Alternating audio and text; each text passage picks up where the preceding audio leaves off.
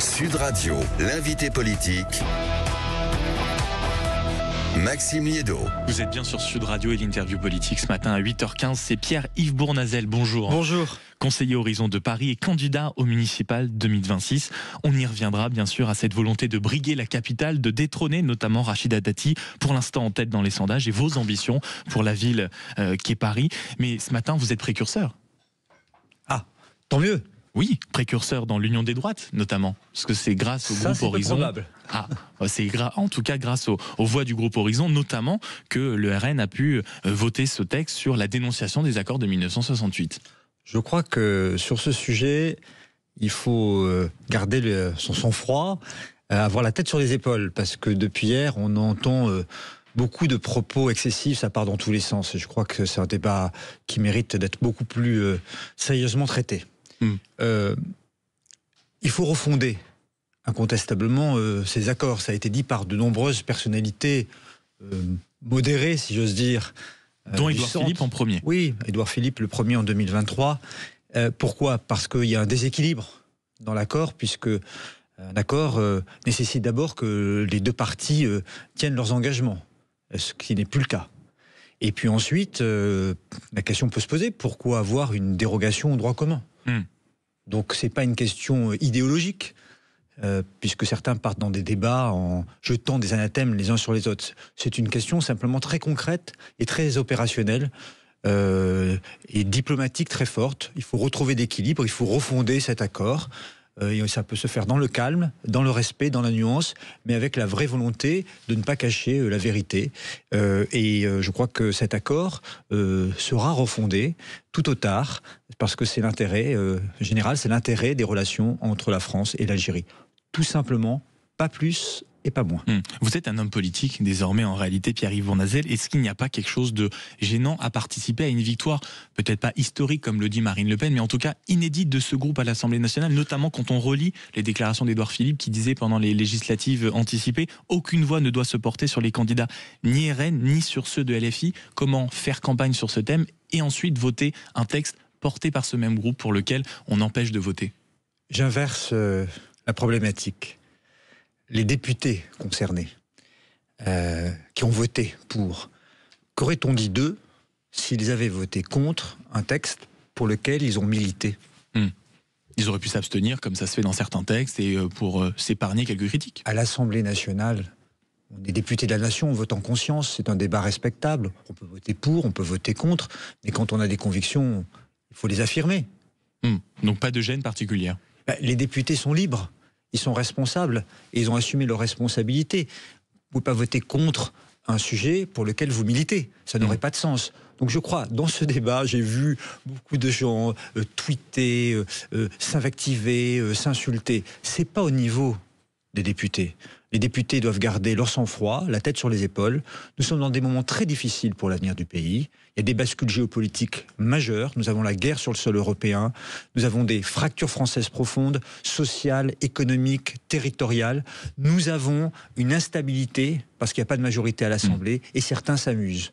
Eh bien, je crois que l'heure n'est pas au jeu, l'heure est plutôt au sens des responsabilités. Et au sens des responsabilités, et c'est rare, mais non, vous appelez aussi au courage de certains députés, donc de voter pour ce en quoi on croit. Ce matin, on est d'accord ? Mais oui, mais quand j'étais député, j'ai porté une proposition de loi sur la lutte contre la contrefaçon. Et j'ai convaincu un certain nombre de députés. Je l'ai fait voter à l'unanimité. Les groupes communistes, par exemple, ont voté mon texte. Est-ce qu'ils étaient devenus du centre droit ? Et moi-même, étais-je devenu communiste ? Non. On a voté parce que c'était un bon texte. Vous l'avez dit à Gabriel Attal ? Et Gabriel Attal est un homme libre, il fait ce qu'il veut. Moi, oui, mais les députés, il s'est prononcé dans le Figaro, notamment il y a des mois, pour la dénonciation de cet accord, et là il n'a pas voté, il était étonnamment absent comme la plupart de ses troupes. Et vous savez très bien, on va pas faire de la démagogie, que beaucoup de députés ne sont pas en présence systématique à l'Assemblée nationale. Les chefs de groupe, ils pouvaient donner des consignes. Les chefs de groupe, ils s'occupent beaucoup du budget en ce moment. Et là, il bosse beaucoup, il fait des propositions. Avec des parlementaires européens, il a même supprimé une publication Instagram, ça fait planquer, non ? Non, pas du tout. Je crois qu'il ne faut pas faire de démagogie en la matière. Les députés, comme Gabriel Attal, bossent énormément. Gabriel Attal a une personnalité nationale et internationale. Qu'il soit en relation avec un certain nombre d'acteurs internationaux, c'est plutôt bien. C'est pas le cas de tout le monde. Mais sur des sujets quand même comme celui-ci, qui sont éminemment polémiques, politiques et importants, notamment pour l'avenir du pays, est-ce que c'est pas, notamment quand vous les dénoncez, ces silences radio, c'est un peu étrange, non ? Dans tous les groupes politiques, il y avait des députés absents, certains avaient des obligations dans leur circo, d'autres avaient des obligations internationales. C'est vrai sur tous les textes à tout moment. Voilà. Donc à chaque fois on peut dire un tel n'était pas là. Pour vous, est-ce que c'est une fausse polémique ce qu'on fait en réalité à Gabriel Attal ? Mais bien sûr que c'est une fausse polémique. C'est une fausse polémique. De toute façon, il y a des polémiques tous les jours, sur tout et sur rien. Et tout ça, c'est pas bien parce que ça affaiblit le débat politique. On a besoin de débattre du fond en respectant les points de vue des uns et des autres. Respectons-nous dans une démocratie et je pense qu'on s'en portera mieux. Un dernier mot encore sur ce qui se passe à l'Assemblée nationale du côté, en tout cas, du budget, avec un budget qui ressemble de plus en plus à Halloween en réalité, notamment pour vous. Il y a la taxe Zuckman, la taxe Zuckman Light, l'idée de suspendre la réforme des retraites en commission. Est-ce qu'il n'y a pas un regret d'avoir pu notamment censurer, appuyer la censure du gouvernement il y a quelques jours, quand vous voyez à quoi tout doucement ressemble ce budget aujourd'hui, Pierre-Yves Bournazel ? La situation de l'Assemblée nationale, elle est compliquée. Parce que les résultats de 2024 ont amené à une impasse. Il n'y a pas de majorité. Et donc, il faut composer et trouver cette majorité. Nous avons des idées claires de notre côté. En tout cas, j'ai les idées claires. Je pense que notre pays est saturé d'impôts et de taxes. Et que pour désendetter le pays, il vaut mieux utiliser la baisse de la dépense publique. Et notamment la baisse de la dépense publique de fonctionnement. Concrètement, est-ce qu'on peut faire des choses ? Oui. Il y a des doublons, voire des triplons entre les administrations. Administration centrale de l'État, administration déconcentrée de l'État et administration décentralisée. Il y a beaucoup à faire pour diminuer le poids de la dépense publique dans notre pays. Et je pense que le législateur, je pense que le gouvernement devrait se donner comme priorité d'abord la baisse de la dépense plutôt que de chercher à augmenter les impôts, les taxes des ménages ou des entreprises. On a besoin de préserver notre compétitivité, soutenir nos entreprises, soutenir l'investissement. On a besoin de conforter le pouvoir d'achat des Français et on a besoin d'arrêter ce débat toujours plus d'augmentation d'impôts et de taxes. Pierre-Yves Bournazel, vous êtes conseiller Horizon de Paris et précisément candidat au municipal 2026. Vous parliez de baisse de la dépense. On va également devoir le faire à Paris, notamment avec une dette qui est abyssale. Mais avant de rentrer dans les détails et la volonté que vous avez pour la capitale, vous avez quand même déclenché la machine à punchline de Rachida Dati. Vous étiez au cœur des débats cette semaine. Le parti présidentiel dirigé par Gabriel Attal a décidé de vous apporter son soutien.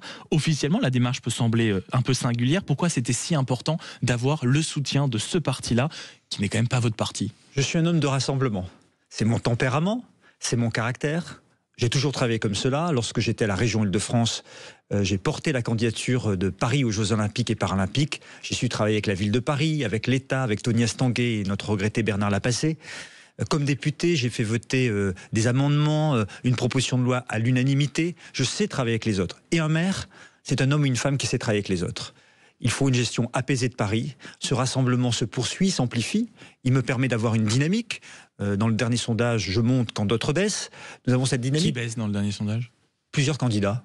Voilà, plusieurs candidats baissent. Lesquels? Madame Dati, par exemple, mais peu importe.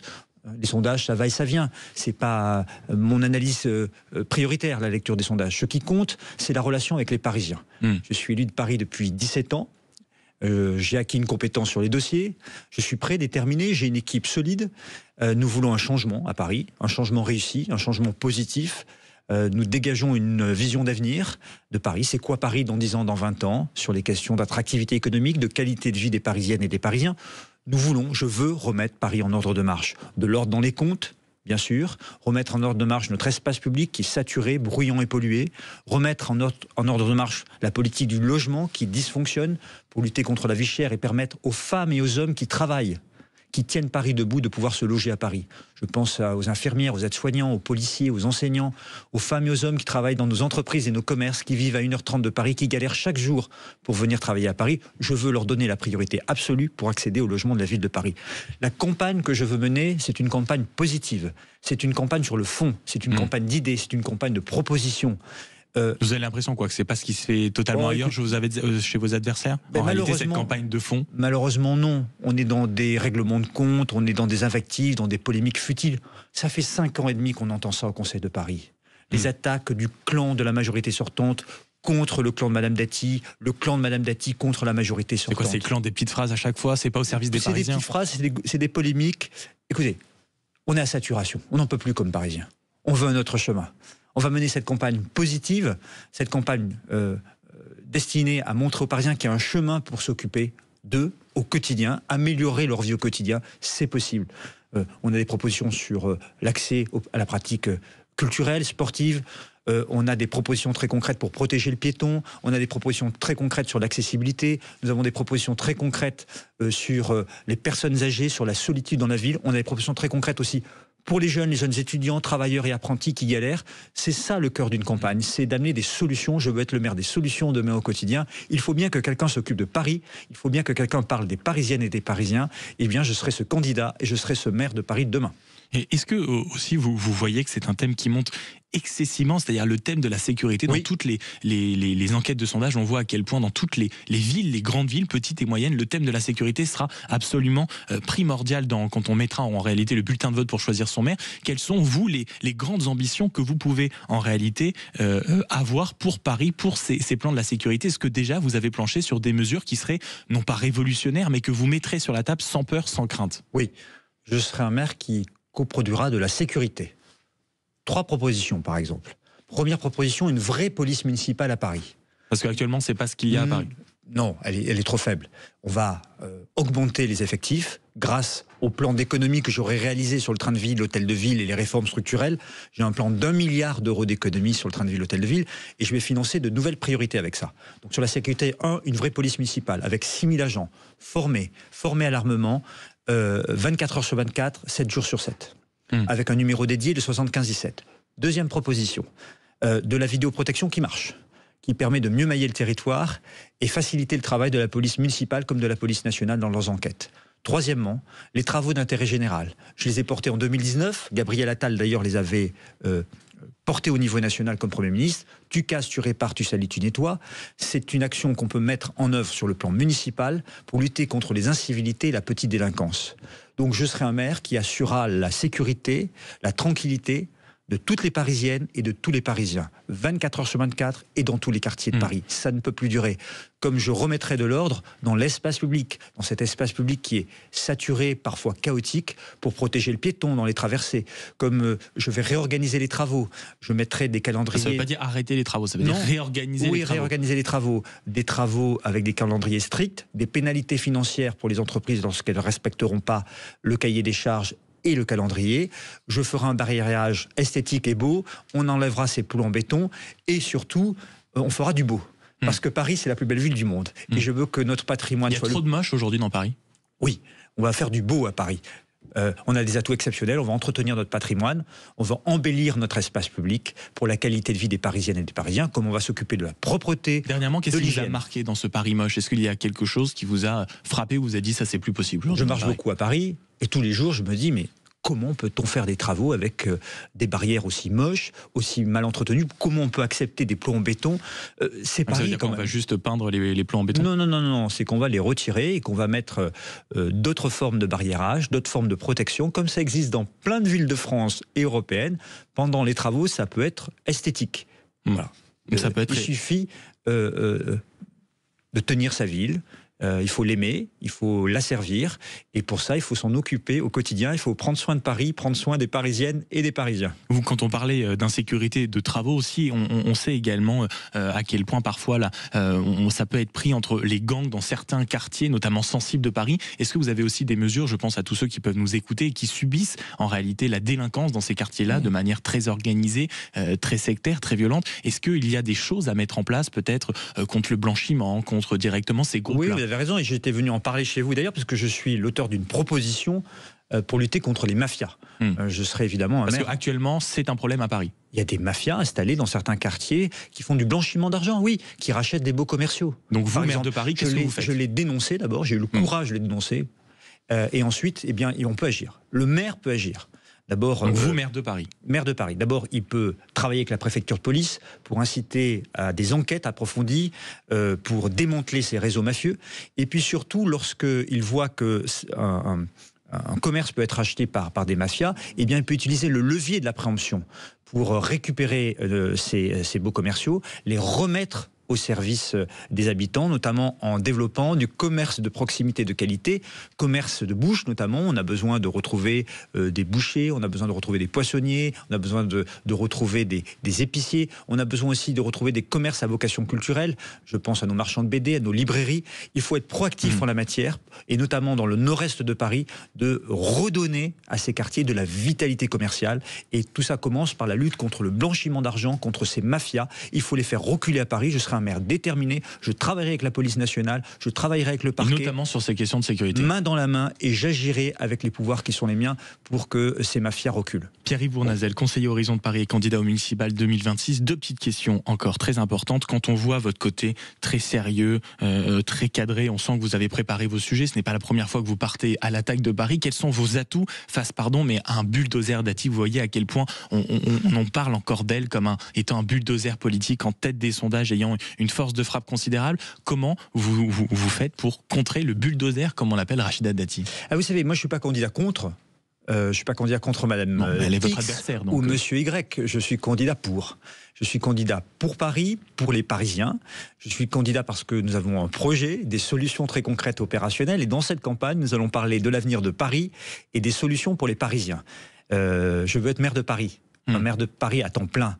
Un homme libre et indépendant d'esprit avec une équipe solide et compétente. Je ne crois pas, si vous voulez, que le match du passé contre le passé soit la solution. C'est ce qu'incarne Rachida Dati, c'est un peu le passé du d'une passé. Majorité sortante qui est là depuis un quart de siècle, qui est à bout de souffle, qui croit à la conservation du pouvoir, mais Paris ne s'hérite pas, elle se mérite. Et de l'autre côté, une offre qui est dans la démolition et la destruction de ce qui a été fait. Je crois qu'il y a la place pour un changement positif, un changement réussi. Et je crois que dans une ville aussi diverse que Paris, à un moment, les Parisiens vont chercher leur maire.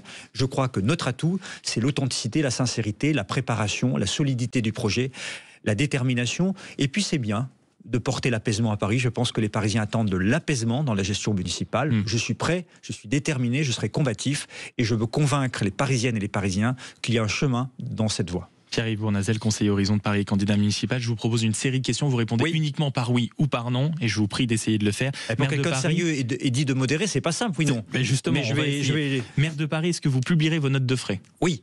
Est-ce que maire de Paris, vous seriez rendu immédiatement au musée du Louvre après un tel cambriolage? Oui. Est-ce que maire de Paris, vous vendriez le Parc des Princes au Paris Saint-Germain? C'est pas mon idée, mais je mettrai sur la table le dialogue avec le Paris Saint-Germain, car je souhaite que le plutôt PSG oui reste ou plutôt au parc. Non? Mon idée, c'est plutôt non. Je préférerais prolonger le bail amphithéotique et l'agrandissement du parc, mais je ne m'interdis rien. Maire de Paris, comme Emmanuel Grégoire, est-ce que vous positionnez en défense de l'immigration? Je cite. Je ne sais pas ce que ça veut dire, la défense de l'immigration. C'était son Si propos. elle est irrégulière, non. Si elle est légale, oui.